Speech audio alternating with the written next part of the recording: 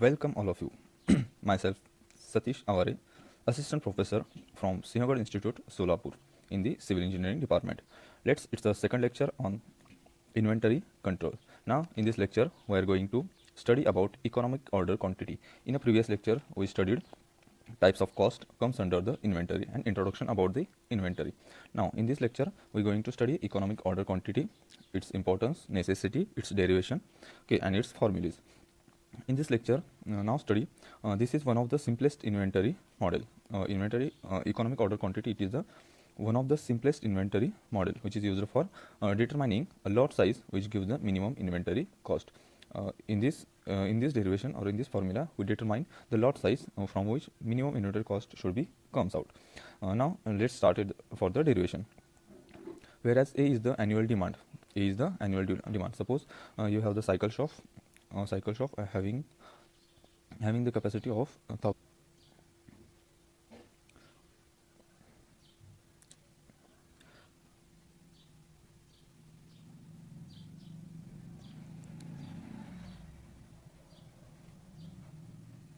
A is the annual demand from suppose you have the cycle shop having the capacity of 1000 cycles selling per month. Then A is selling per year. Suppose 1000 cycles you sell at the end of 1 year. Then your A is the annual demand, means requirement of your inventory for complete year. That is A is annual demand, items or units per year. Its notation is item or units per year. Now A is the C is the annual carrying cost per item. Suppose you are selling the pens and you selling the 1000 pens in a one complete year. Then the cost required to store one single pen in your shop or your godown for the complete entire year per item per year. Okay, annual carrying cost is the cost required to store a single item for continue entire year. Now P is the procurement cost. Detail about this all costs are we seen in the previous lecture. Let's go through the proceed for the derivation.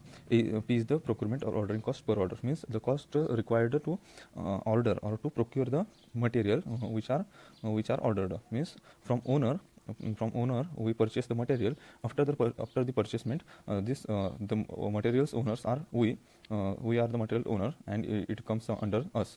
From this us means purchasing the material from owner's shop or owner's factory to the our factory or our godown.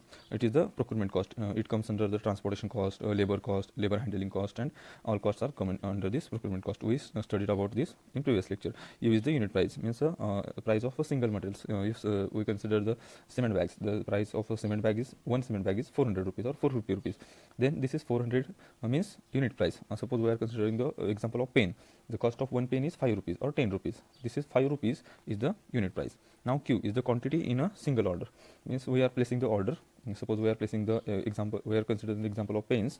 Now we order the pens in a bulk amount. Suppose 500 pens at a time you ordered, means the Q is the 500 units. Suppose we ordered the 100 pens in a single order. Then Q is the 100, means unit per order. In single order how many units we are ordered is called as Q. Now it is the graph, inventory level versus time. According to time goes on, inventory level decreases up to time t. At the time t it becomes increases or match their previous level. Correct. At the starting of 0 day, means the starting of our project, our storage is Q, that is RT. Let's say Q. As days goes goes on, then our storage will be decreased as per our usage. Means suppose at the start of first day we has 1000 cement bags. At the end of first month we goes to 0. Suppose then daily something usage we going to use, means 1000 bag don't remain 1000 up to the end of month or up to the end of year or up to the end of particular time t. It goes decreasingly, and it's a linear. In EOQ analysis our first assumption is our usage is linear. Sometimes it may be curvature, or maybe it may be one single on a single.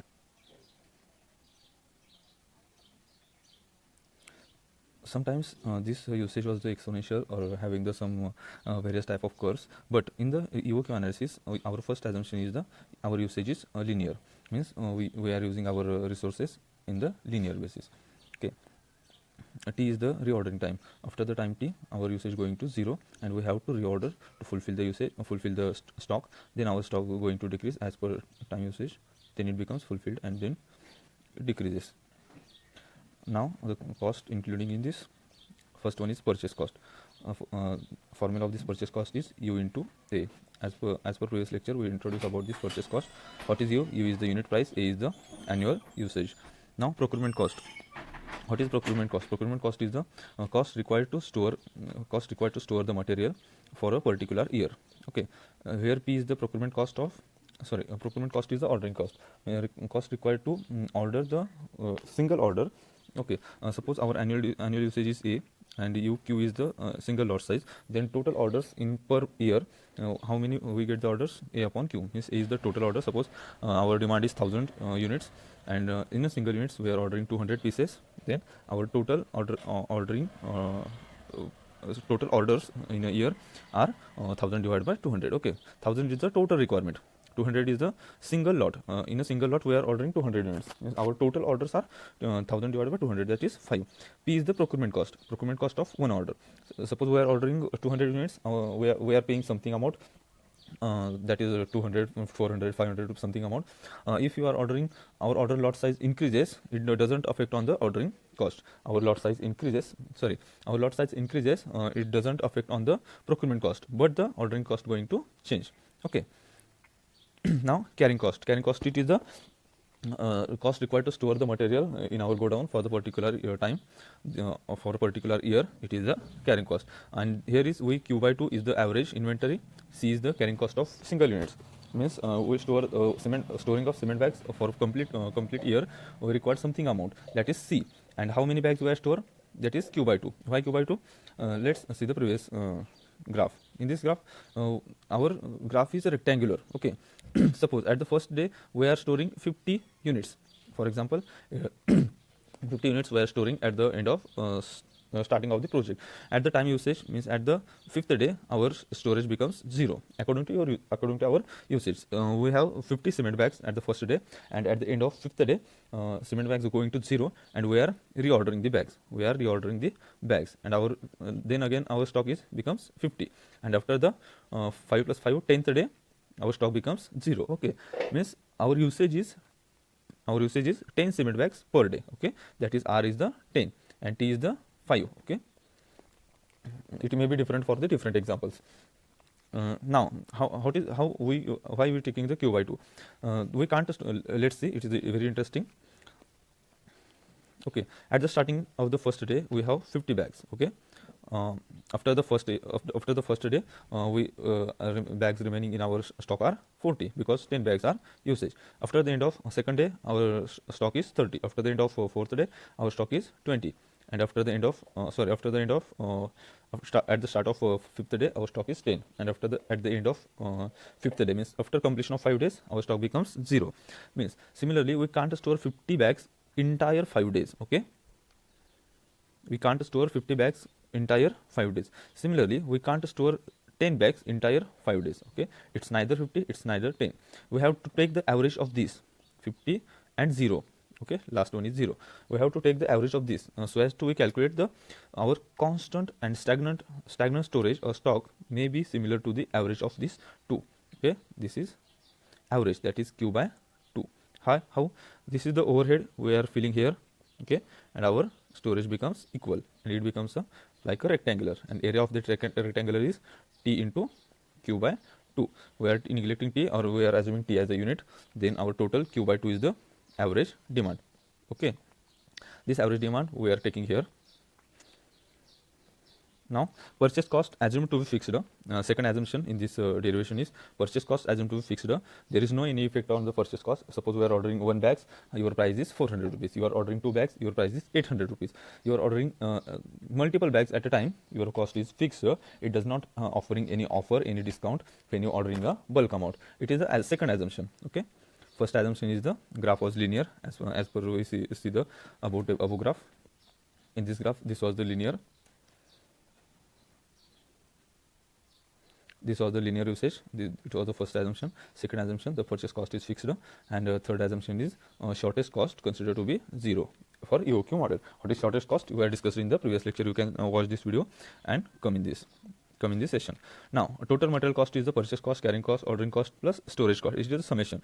Whereas purchase cost is constant, means your lot size doesn't affect on the purchase cost. It is the assumption, as we see here. Okay.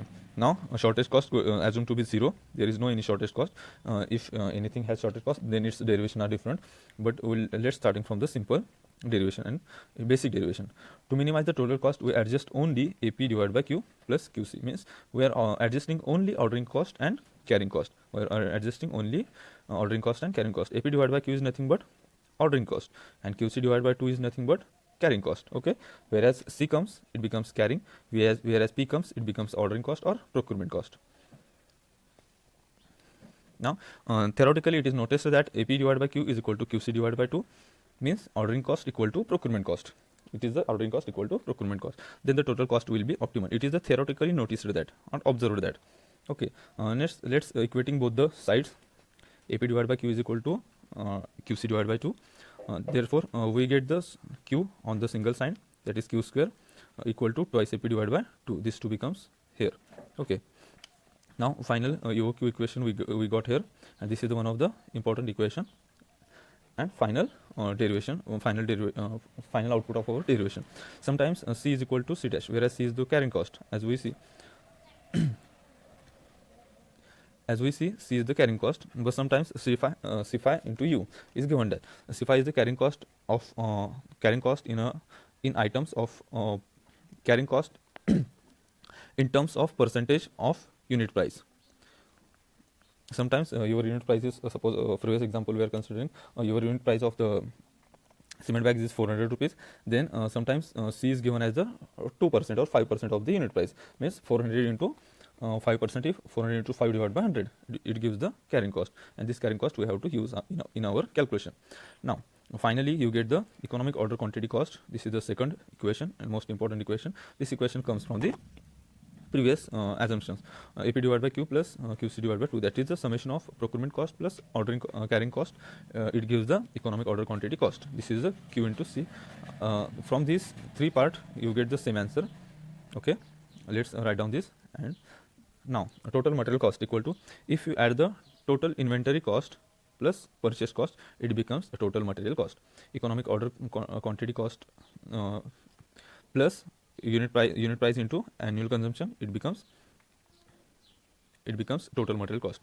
If we see the graphically, then our relation becomes, okay, if you see the graphically, total inventory cost, it is the summation of holding cost plus ordering cost, as we see previously. Okay, total material cost was different and total inventory cost was different, because in the material cost you add the purchase price or purchase cost.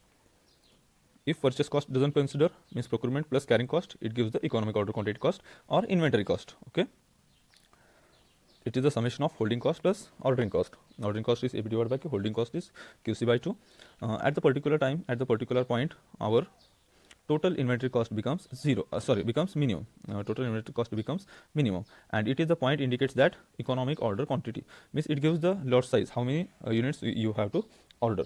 Suppose you are ordering 400 cement bags, the cost of ordering 1 cement bag is different. Similarly, cost of procuring means transportation, labor charges from the factory to our site. Okay, this is the procurement cost. And carrying cost, holding cost means the cement bags comes at our site, at our godown. We have to store this cement bags and complete entire year.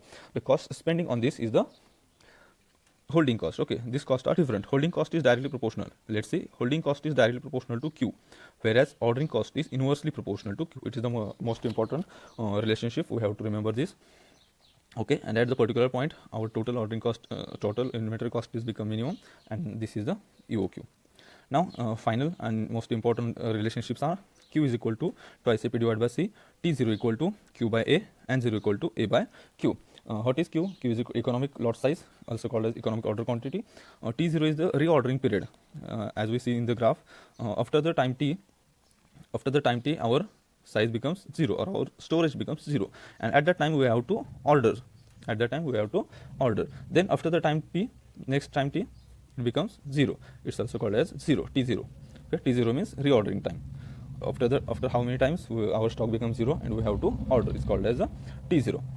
Now what is N0? N0 is the how many orders we have to place in a complete entire year. It is the reciprocal of T0. It is the inverse of T0, that is A by Q. A is the annual demand, Q is the lot size in a single order. How many units you are ordering in a single order is a Q. Okay, A is the annual consumption in terms of units, and finally we becomes this most important relationships, and we have to remember this. Okay, if you have any doubts, any problems, or any queries, please ask in these comments. If you like this video and the content of this video, give the likes. In the next lecture we are continue about this inventory. Thank you.